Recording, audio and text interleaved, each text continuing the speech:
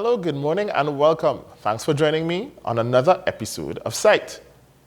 I'm your host, Sule A. Joseph, a counseling psychologist by profession.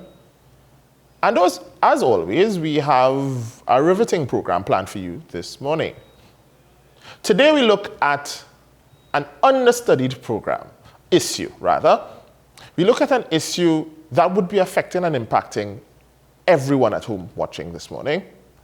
Maybe it might not be you, but it may be your neighbor. Maybe it might be a cousin. Maybe it may be a friend. Maybe it's a social media friend or an acquaintance. But we all know someone with a child. And not just having a child, we know that during this period of this pandemic, this COVID pandemic, that has continued to affect us drastically for the past 2+ years. But how has it impacted upon our children? Moreover, specific to juvenile delinquency. What do we mean when we say juvenile delinquency, and who do we refer to when we talk about juvenile delinquents? That and more we will get into on the program this morning. But first, let's get into the Psyched to Know. Psyched to Know, brought to you by Sule Joseph and Associates.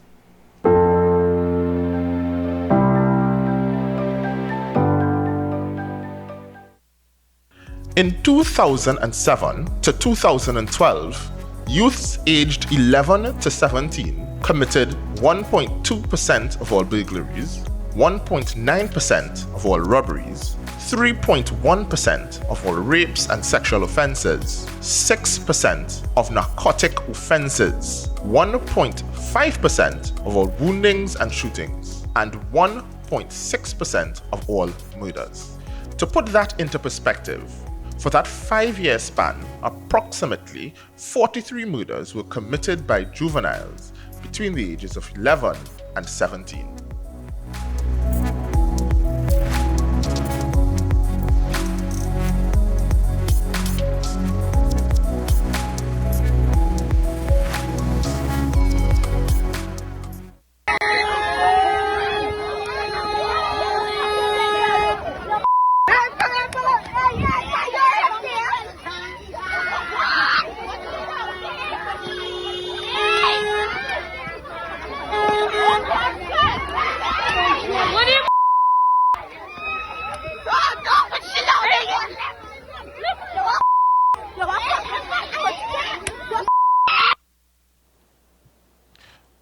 I hope you weren't too stunned by the video we just witnessed or the startling statistics that you've just heard.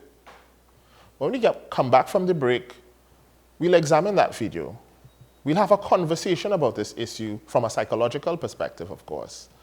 And we'll even open the phone lines to hear your views. What do you think is the root cause of some of these issues with our youth, particularly with violence and with crimes, during this pandemic and even before? So when we come back from the break, we'll take your calls.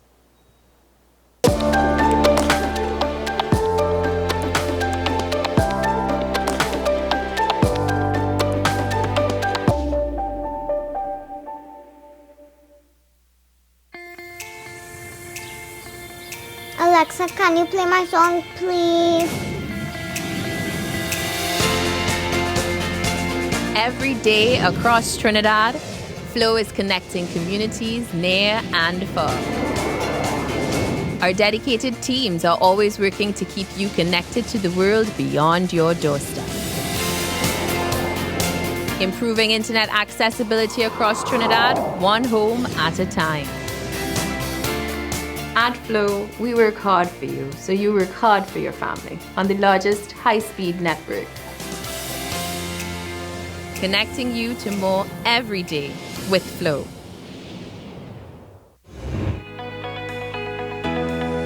Today, we're going to talk a little bit about diseases that affect the ear, nose, and throat. For allergic rhinitis, the treatment is usually probably a nasal spray, antihistamine, even steam inhalation or saline washouts of the nose, and so on. patients always asking for antibiotics. And so the first line treatment is not antibiotics, just to clear that up. I joined the Women's National Senior Football Team during one of their training sessions. And today I have with me Tamika Forbes, who is the goal star goalkeeper for the National Trinidad and Tobago Women. What's up, Doc? Tuesdays and Thursdays here on WESN, Content Capital. Is it politics? What is it? Is it that nobody cares about sports? The kind of support that sport used to get in the past is no longer here. The thing is, taking a knee doesn't mean that that's the only thing you're doing now, Andy. Right. Taking a knee along with other stuff. Samantha, what are you looking forward to when you return home to Trinidad and Tobago after winning the title? Thank you very much for speaking it into existence. Is it no pressure on Nicholas Ball? It makes me more motivated to work hard and to go out there and rep the red, white and black. Why are we sending a team to the Winter Olympics? There are a number of Trinbagonians who are in the diaspora and have grown up in winter sport. It's an opportunity that the Trinidad and Tobago Olympic Committee will not close the door on. I also believe in the players that we have. Once you can motivate the players, you can get the best out of them. It may seem like the hardest thing to do right now, but we all need each other to wear a mask, wash our hands, watch our physical distance, and stay at home. We need you safe. Together we can make the difference. Together we can curb the spread of COVID-19. So let's be responsible in our actions. The Trinidad and Tobago Red Cross Society. Mission-based, people-focused, community-driven.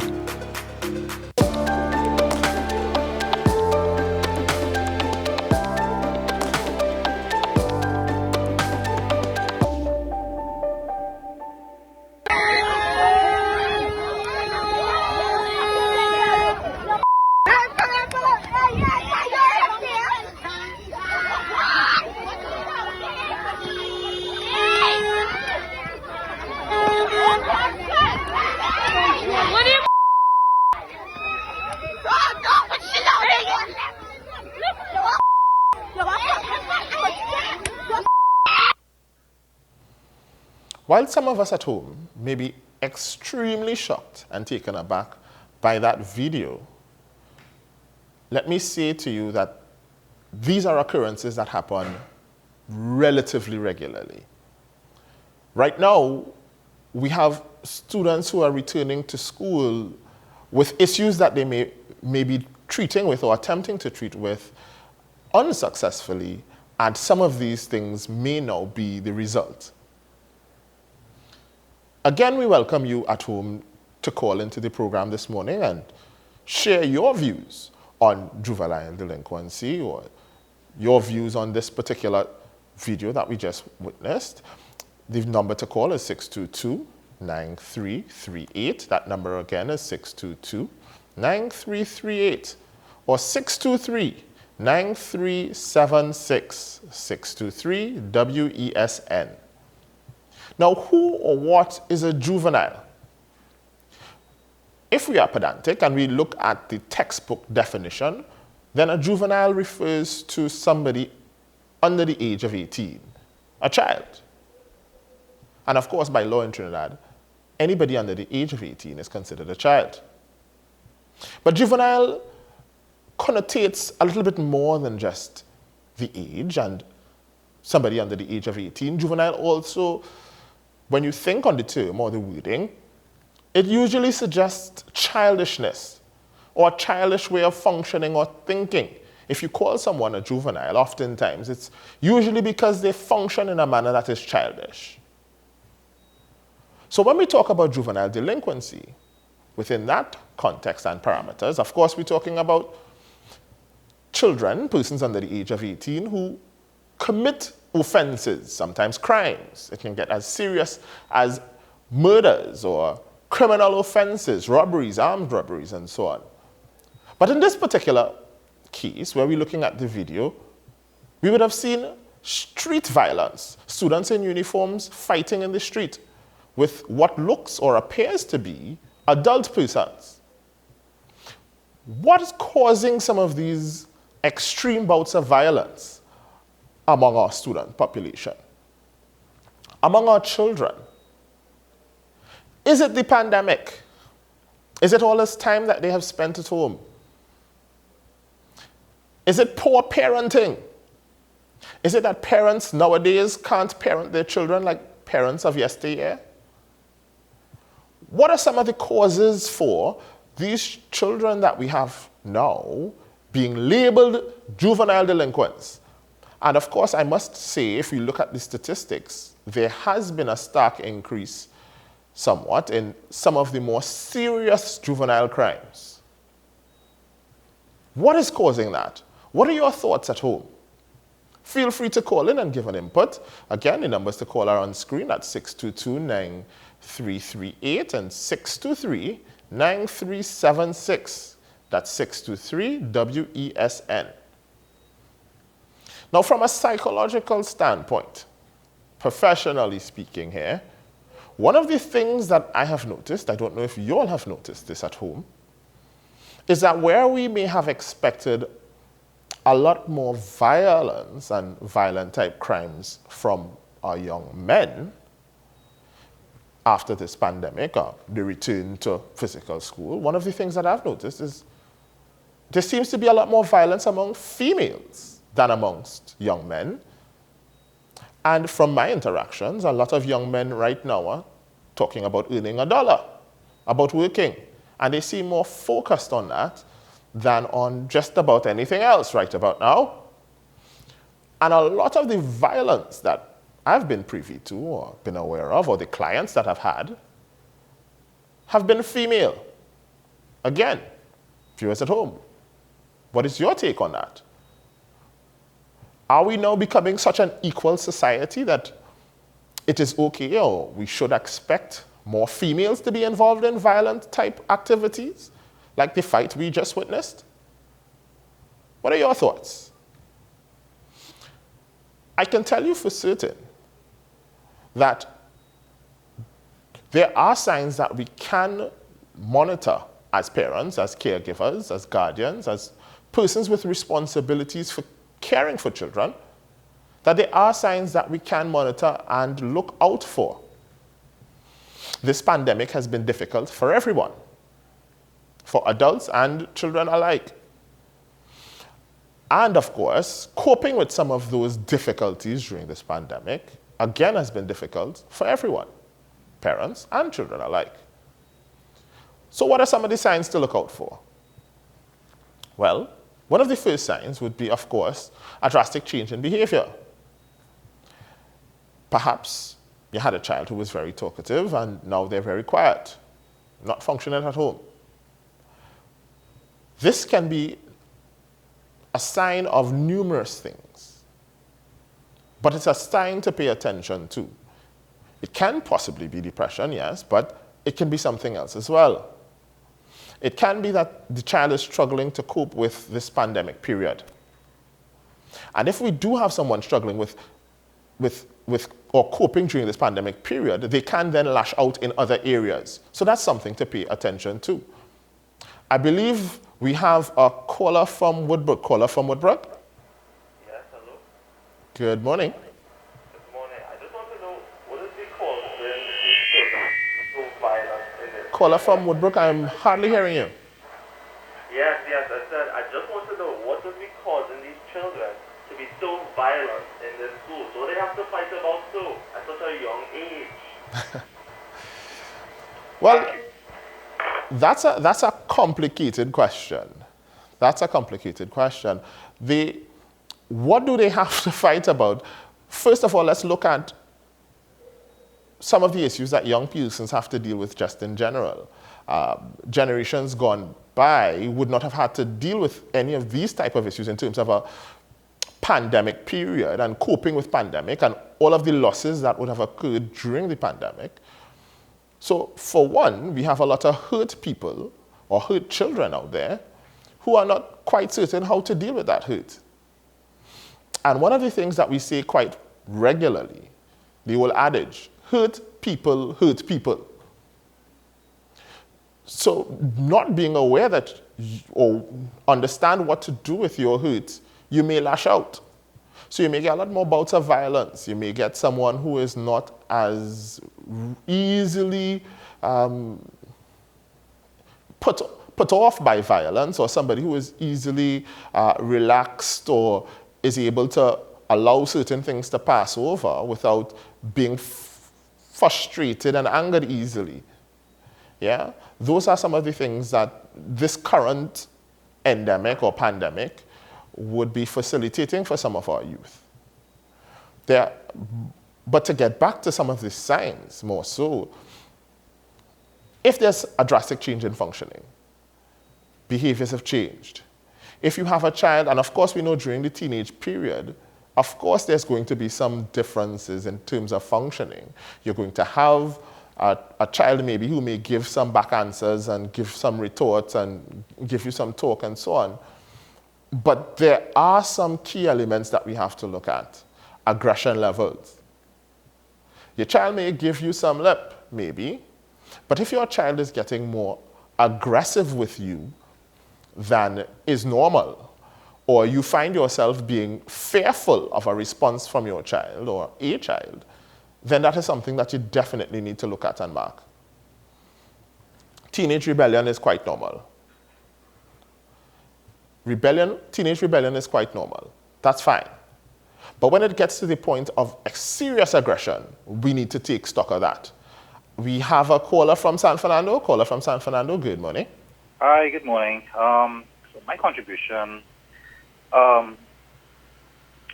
what I'm thinking is that there are, we socialize as a people, right? And this is not just a thing in our country. This is a global thing. Right.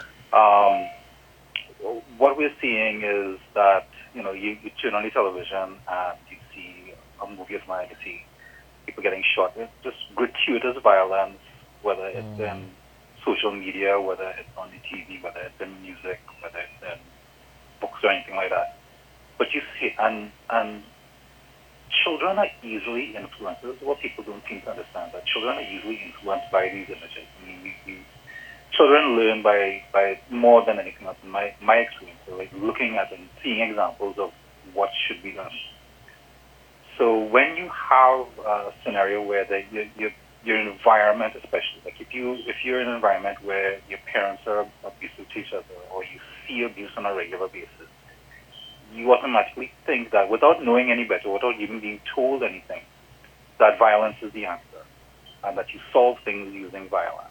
And I think that getting to the root of the problem has to come from the due diligence of parents, especially, that they need to be aware of what their children internalize and what their children are consuming in terms of things like social media and music and movies and that sort of thing. And make sure that these things, don't teach their children the wrong thing. Don't teach them that, if you need to respond to a situation, that you have to immediately resort to violence. There are other ways to deal with these things. Thank you. Thank you very much for that, caller. Thank you very much. Now, there are a number of points that the caller just touched on, and a big part of it, of course, is parenting. And while I want to address that, I'll address that in two ways. I'll address that point on parenting generally, as well as another point the caller made in terms of desensitization. When the caller spoke about seeing violence, hearing it culturally, with something that is all around us and surrounds us, that's what we call desensitization. So we see it so much, it's around us so much that it becomes normal. It becomes the norm. It's almost as though sometimes when we hear shootings and murders and so on, it's just another one. It's not something that startles us anymore as a people. And so the caller was talking about desensitization to violence, and that could be a cause for a drastic uptick in terms of violence action. Yeah, so caller, I can agree with you on some level there. That can account for some of the violence, as well as parenting. Yes, parent style, how parents function and so on, should also help address those issues of desensitization, as well as the values that parents give to children and the type of skills that the parents equip these children with in terms of values, and how do you sidestep just how do you sidestep violence? How do you treat with conflict? Those are skills that parents are supposed to teach as well as schools. We have a caller from Diego Martin. Caller from Diego Martin, good morning. Good morning. I just called in to tell you about the good show that you're doing so far. That video that you put on the screen, if you look at it carefully, a lot of outside influence were involved with those young ladies fighting. It was not only school children, you know. They're the ones that was prompting the whole thing from the time they come out of the building. They're the ones who they should be rounding up to find out what started this whole thing and should be prosecuted or arrested or something. Thank you. All right. Thank you very much, caller. Thanks for that. Thank you for that input. Which brings another point, actually. What are the consequences? When we talk about juvenile delinquents, we talk about criminal type behavior, of course, at the highest end. There are low ends to juvenile delinquency as well. Things like missing school and what we call in Trinidad breaking beach, right? So there are different ends to the scale of juvenile delinquency, but consequences. What are the possible consequences? What can happen? And of course, we understand that a society without structure and rules could lead to breakdown and chaos. Same with parenting, by the way. So for the previous caller who spoke about parenting or mentioned that as an issue, part of equipping children with these skills is providing structure through parenting. And consequence is a big part of that. So for persons who would have been involved in this scuffle in the video, what are the consequences? Well, children can be taken before children's court if parents can't seem to get a handle on them. If you're at home and you're looking at this program and you're wondering, I have a child and I've tried everything. Prayers. Took them to get a bush bath, to the beach. Pastor prayed. I've taken them to the police. I can't control this child. Then there's also the children's court. You can reach out to the children's court. You can seek advice. You can provide structure. Intervention can occur. The matter can reach as far as, depending on the act or the frequency of the act, this child can be sent to what we call the YTRC, which is not necessarily the youth equivalent of prison, but it is a rehabilitative program or system where children are sent to stay for extended periods or can be sentenced by court. So what are the consequences? When we have these type of issues with fallout of children in terms of behavioral issues or they're not functioning within what the system, the social system or social structure requires, then there should be consequences. Without consequences, as I've mentioned previously, it is for naught. All of the talk, all of the values that we share or we insist that these children follow, if there are not consequences, then why follow them? So yes, we have looked at the stats. We've seen that there's been a marked increase in terms of juvenile delinquency and their functioning. I've even said to you, based on my experience, from what I have seen, based on the pandemic and coming out of that and the return to school, and I've seen a marked increase in females getting involved. So even in terms of gender, we're seeing a stark increase in terms of females getting involved in issues of violence and videos of violence and that sort of thing. So we must ask ourselves this as a people. Are we just going to blame the children? Is it not our responsibility as a people to provide a society, a social structure, a culture that can upbring or raise children or show examples to children of proper structured behavior and what a overall well-functioning person should look like? What is a citizen of Trinidad and Tobago supposed to look like? We need to set that example.